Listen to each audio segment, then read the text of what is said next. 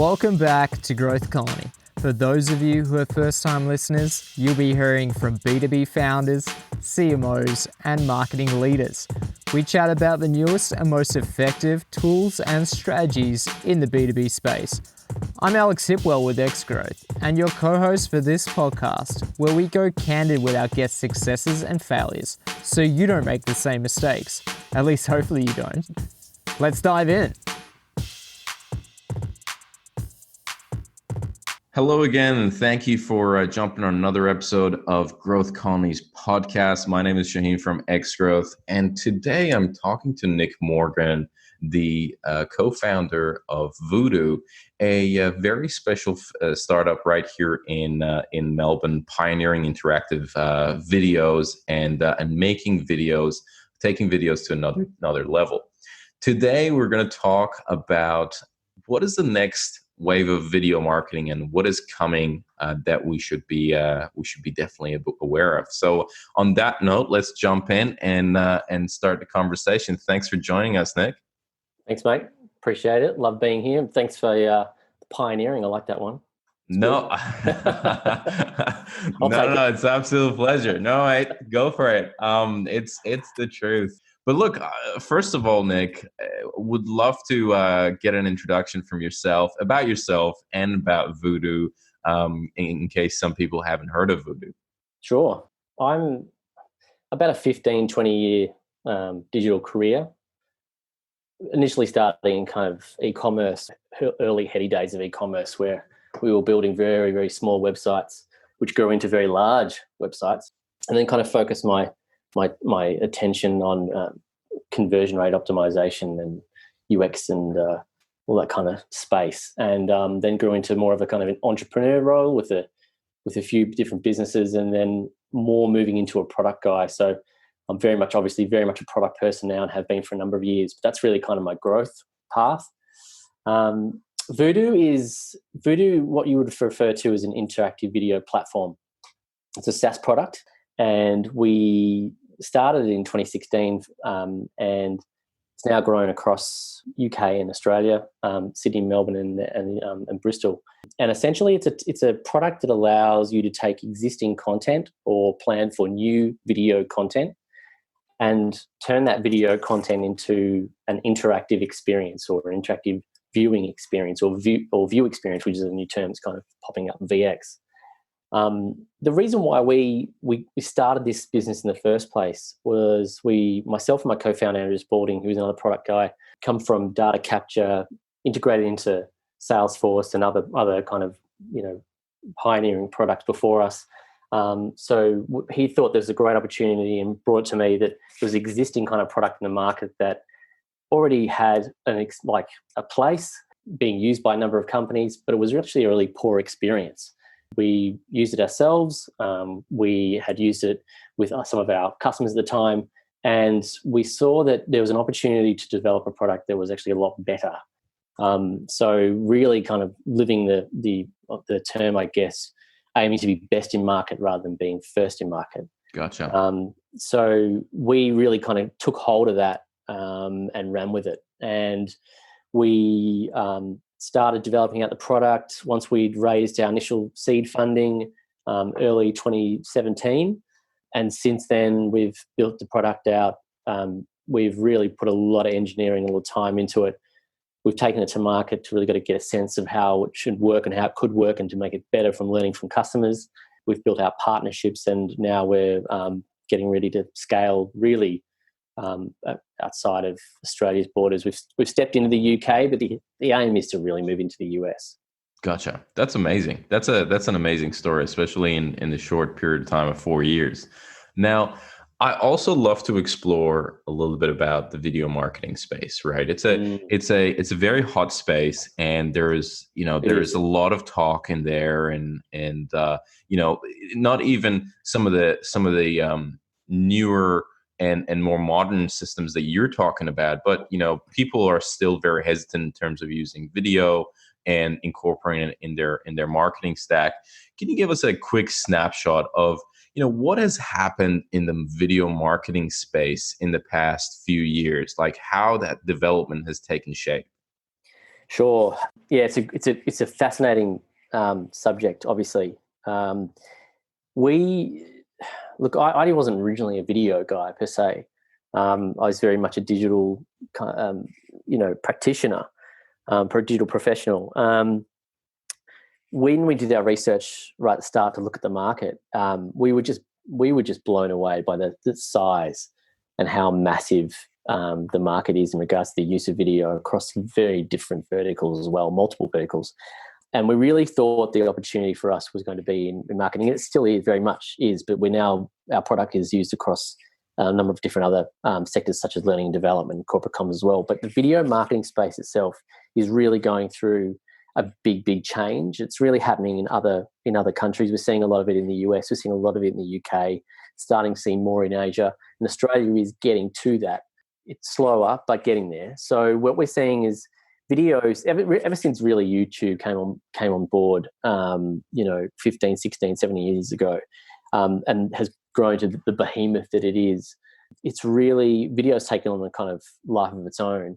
I'd say over the last 4 to 5 years, we've seen video start to trickle down from, say, being a leading edge kind of marketing tool or mechanic, regardless of how powerful the tool is and is seen across the market. Obviously, there's laggards and there's people that get to us later than others. We've now seen that kind of trickle down throughout the levels. So we've gone right through different verticals, right through different sectors, right through across different organisations, governments, and video is now becoming a standard tool across many different sectors. And it's almost, which is fantastic, but it's also becoming a challenge, right? Because what it's doing is it's saying if you've got competitors and you have peers, that you're all lifting the bar to a certain standard when you're all engaging in really well-produced video content, and you can get it done now very, very cheaply and very, very swiftly with a lot of different tools and different providers online here in the UK and US.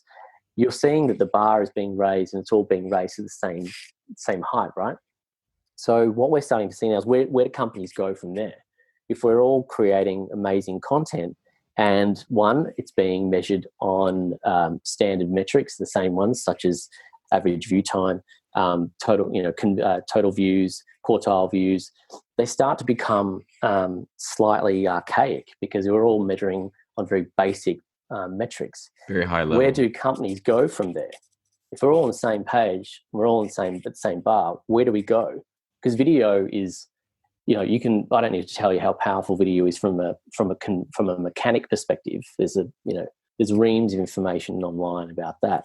But where do we go? And part of the kind of strategy for Vudoo is we saw where the large brands, such as big global brands, such as Netflix, Instagram at the time, now TikTok, we saw what they were achieving at a really top end kind of marketing funnel perspective. They're delivering a video experience which is very leading edge, but it's on mass scale. So you have a mass consumer base being customized or becoming accustomed to a video experience being set at a global level, but that's not what happens on, say, a government website or a brand's website or a leading, drinks or manufacturing or sporting. They're still using video, which is shot, produced, and it just passively plays on a device. So we saw there's a big kind of gap in the middle. Right. And how would you, maybe before we go into that, how would you define these two differences, right? The delta between these two, between looking at what is happening in TikTok and Netflix, and what are you seeing on the government page or a standard website? When you say there's a big gap between these two, how do you define that? What is that gap exactly? Passive versus active. Right. What do you mean by that? Simple as that. So if you have a video, quite commonly across an owned asset, such as your website now, it's the experience is really down to play, stop, pause, scrub forward, watch that video. Hopefully your audience will finish it, or maybe try and hit an average view time of 18-20%, and then navigate away. and if you think about all of the effort, time, cost that's gone into producing that video content, and you're only getting an average view time of 20%, what's happening to the rest of the 80%? That lost costs, all that effort. So it's a very passive experience. You're just consuming the content, and it's not always being consumed completely. Gotcha. So what do we mean by active? So okay, that's the passive alternative. Yeah. And it sounds like this is the crux of it. This is the big thing that we're going to talk about. What do you mean by active? Active is when you engage the user to contextually interact with the video content inside the video frame. Okay. So you are placing interactions with authentic interactions which relate to the narrative of the video and allow the viewer to engage in further content that's not being displayed or being presented inside the video content. So, for example, you might have an auto manufacturer, and they have this is actually a live problem they have. You have the auto manufacturer, and they have a brief on new product launch. They write the brief, they provide it to their production company. The production company comes back and says, "Great brief, guys, love it. This is going to be a 10-minute video if we have to get all of your points of interest in. All the key selling points of this vehicle, that's going to be a 10-minute video." But with an interactive video, they can say, okay, what are the top 5 things we know are going to sell this product, but we still need to have everything else in there. So they can craft the video, bring the video down to, say, a minute, and then the rest of the content can be presented as interactions and overlays and engaging content on top or inside the video as you're viewing it. Yeah, so if somebody's interested in that feature, in that, that rim of the car or that interior or what is the leather, show me a little bit about that, they could just go on a personalized journey. Correct. That it's not necessary. If somebody's not interested, don't necessarily have to sit down and get bored and watch. Correct. That. And you might go even deeper by saying, okay, we're going to have this model launch. There's going to be 5 variations of the model. You've got the model for, the mum, you've got the model for somebody, another demographic, you've got a model for another demographic. Why not allow them to go on a personalized choose your own adventure style video and choose what content they'd like to experience? Gotcha. Now, that's what you mean by active. That's what's being active. Now, we know from research that we've done and a lot of research in around learning and development and interactivity that you actually drive a deeper cognitive response when you present interactions inside the video player. We know through our own research, we have a research panel that we work with in the US, that we can lift all standard metrics when we actually drive someone to engage with that and interact with that video content.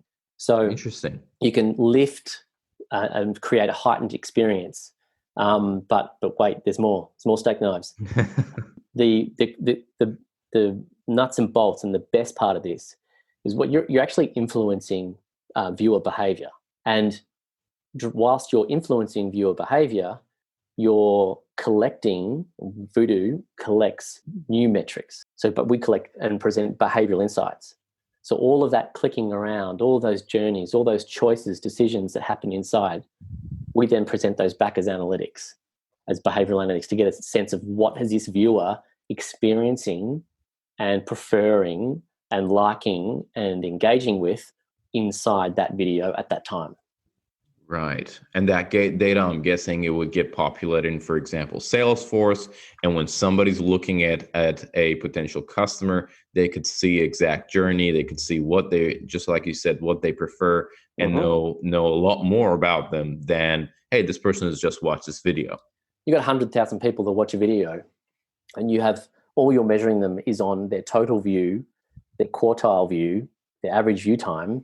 You don't know anything else about them. But there is that content that they've watched is so rich in potentially data points of interest. We're kind of pulling the cloak back from all of that data that can be interacted with and measured. Right. Gotcha. So it seems, in a sense, it's very simple, but it's kind of like an iceberg. And a lot of the times we present it and they say, "Oh, is this it?" And it's like, let me just show you a little bit more. We kind of, show them under the hood, and then prospective customers, a lot of government organizations that we're working with really get it. They go, okay, there's a lot more to this. Yeah. I see. So it's very interesting. So you're introducing new analytics for video. Can we go through that again? Like what are, Yeah. so there are some of the old metrics that people measure. What are some of the more advanced metrics that you are seeing that you are measuring with your videos? So we can measure things like we can give you a physical interaction rate. So we can tell you how engaged they are for the entire video view. We can give you per interaction rate. We compare interactions. We can build questions in there to kind of drive an NPS score. When we integrate into, so for example, with our integration to Salesforce, we can then personalize all of the interactions. So and then we can personalize that experience, and then we can pull all those interaction data, and then push that back up into, say, Salesforce Marketing Cloud and Journey Builder. So, for example, they could potentially ask a question around, do you like this product? For example, yes, no. Based on those responses, they could then set a formula or set a journey to trigger another journey, hit that customer in, say, 3 days' time. So it's almost kind of a sandbox in regards to the analytics. It's how far you want to take it. The value that a lot of our customers get are around comparisons. So if they've got a lot of content in there or product content, they can compare the content interactions and then decide what content they should be tailoring and creating that's more appropriate to the audience. So yeah, it's Well, I would say it's a long list. a long list of stuff. Yeah. Long list. I love it. So, the next wave of video marketing is obviously, you call it viewer experience or view experience. Viewer experience, Okay. VX. Yeah, second generation video. These are Gotcha. all the buzz terms floating around the video SaaS We video guys around the globe. we marketers love our buzzwords, Oh yeah, mate. That's for sure. So VX is around the corner, or at least it's pretty much here, and it's taking over. Now, look, if a business is looking at incorporating, like, they're like, you know what, we understand video is important, right? And we want to kind of best prepare to take full advantage of video marketing and the changes that are coming in that space.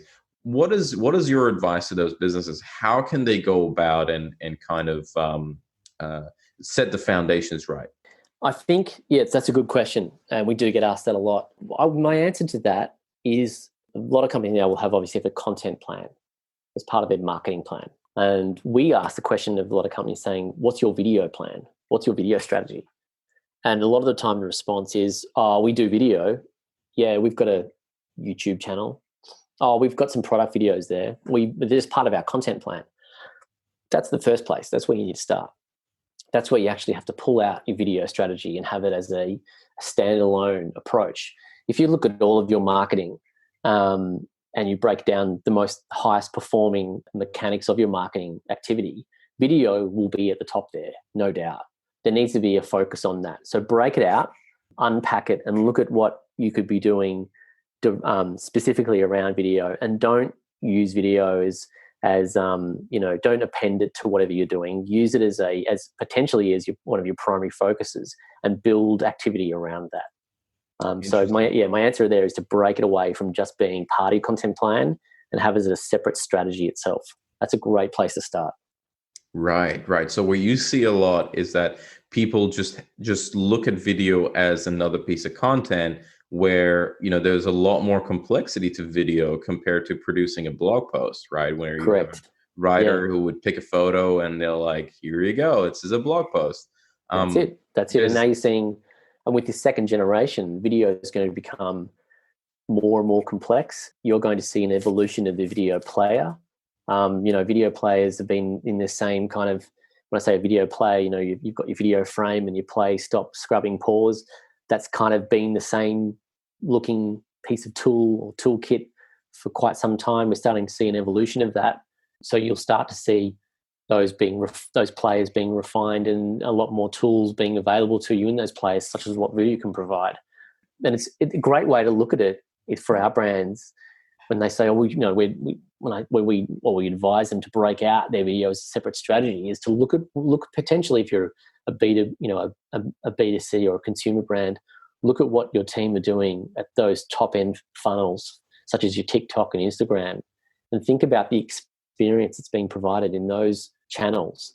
There's no reason that you could be providing a similar experience or leveraging the experience your customers are already receiving from you in those channels directly on your owned assets as well. Gotcha.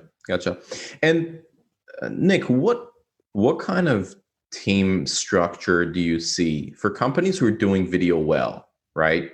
What kind of team structure do you see that their video team has that you're like, you know what, this is a decent video team, and they have all the right, at least basic pieces of what they need in a team together to make video work? Yeah, it varies. Obviously, if you're working with a big government department, we work with the ATO. We've worked with the ATO through this whole period, which has been great, an amazing experience to be able to provide our product and have it at their disposal during this whole period. But they've got a massive team, huge, bigger than you would ever expect. If you're looking at, say, a general kind of marketing team within a consumer brand, you're probably starting to look at what we refer to as a hired gun. So, a video person that can shoot, edit, some After Effects, and do the whole production as one person. They're becoming, because the tools available are very available to everybody, and the quality of video that you can shoot from even a mobile device now is incredible. There's an opportunity to bring in a dedicated video person, and you could start with one person that can do everything you need. And then you kind of grow it out from there. You might want to bring in a second person and bring in a third video person. Then you might bring in a producer, a digital producer. What I see is there's a lot of kind of cross skills from existing team members, designers and producers that have been working in the digital industry can actually work across video as well and apply, say, an agile process to a video production as well. Works very well. So if you actually bring in a digital producer who may not have been working on a lot of video, but has been working in an agile fashion, they can work across video, manage video teams and individuals as well. That works very, very well. So there's no need to think we have to go to market and hire a whole video production company. You can produce really great content on very minimal tools these days, and there's a lot of cross skills that can be applied. Gotcha. So you bring that unicorn video shooter editor. Yeah. You could get things off the ground and we know lots of them. You know what I mean? We know a lot of people in our network who are those kind of, we call them high guns that can do it all. And we're finding companies now are hiring those individuals that can do the shooting, editing, effects. And gotcha. So it's so agile now. No, I love it. Now, Nick, is there anything else? This has been an awesome conversation, but is there anything else that you think the listeners would benefit, or that I missed in our conversation that you think there's value in bringing up here? No, I think we've covered it all. It's really what I would suggest is to look out there and do some reading around next generation video and viewer experience. There's a lot starting to bubble up. There's a great guy out of New Zealand, Pat McPhee, used to be the global director of content for Xero, an incredible video guy, big believer in next generation video and where it's going. Look him up. He's a really great resource. A lot of learnings from him. But do some research, and you'll be surprised at what's starting to come to fruition and be available to companies as well. Because we're building out and really kind of testing and learning our product in Australia, ready to grow it outside of Australia. But there's so much happening, the US and the UK, which is really exciting. It's in the VX space. Get in there and have a look around. I'd imagine. Now, if someone wants to get in touch with you or know more about Vudoo, what's the best way that they can do that? You can head to our site, Vudoo, VUDOO.com, or can hit me up, Nick, NICK.Morgan @Vudoo.com. I'm on LinkedIn. I'm everywhere. You find me. That's amazing. That's amazing. Nick, it's been an absolute pleasure having you. Pleasure. And, Thank you. Thank you very much. Thanks, mate. Thanks so much for joining us on this episode. If you enjoyed it, we'd love it if you rate and review it on Apple Podcasts or your platform of choice. And for more B2B growth content, check out our website, growthcolony.org. Looking forward to seeing you in the next episode. Have a great day.